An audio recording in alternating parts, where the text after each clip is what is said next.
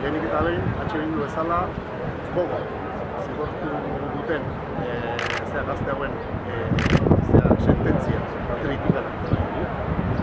Ziklo politiko berri honetan ez dago tokirik oinarri politikoa duten sententzia jasotzeko. Garai honetan, espetxeak justu da ditugu eta Madrilek eta Parisek jarraitzen duten debateta espetxeak betetzearekin. Eskubide zibil eta politikoak urratzen ari dira etengabe Euskal Herrian, ziklo politiko berrian daudelako. Eta, hain zuzen ere, ziklo politiko berri bati abiada eman nahi dugulako, esan nahi dugu, ozenki Bildutik, halako gertaerak batera ezina direla, bake bidean oinarritutako edozein aztenarekin. Honekin lotuta oso kritikagarria da sententziari segida eman dion gaurko aktuazio poliziala. Dakizuenez, ertzaintza bertaratu da azken uneotan, eta gaztetako bat ekaitzibero atxilotzearekin batera jipoitu dute, basatiki jipoitu dute hemen bertaratuta zuen hamarka eta hamarka euskal herritarrak.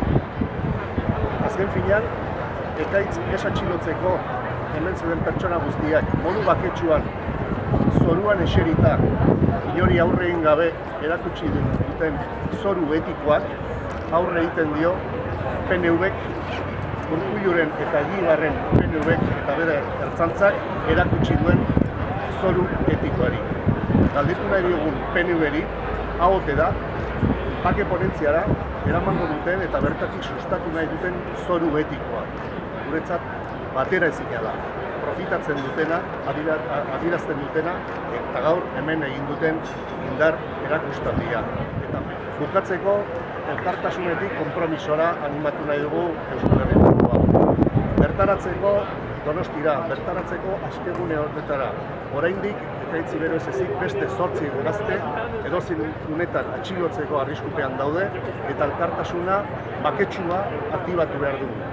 Herritarren esku baitago, gutxienez gazte hauek eraman behar baldin badituzte, harik eta gusto politiko handienarekin eraman izatela. Ager badila, estenateki berri honen alde, herriak duen indar guztia. Modu baketsuan bertaratu gaitezen eta indartu ditzagun bai askegunea, bai egunero dauden mobilizazioak eta batez ere larun batean, honen estenatokietatik, arratsaldeko 5:00 abiatuko den manifestazioa. Gure esku dago geratzen diren 8 gazte hauek eraman ez dezatela. Eta gure esku dago, eskubide zibil guztien alde indarra batzea. Halakoak berriro errepikatu ez daitezen.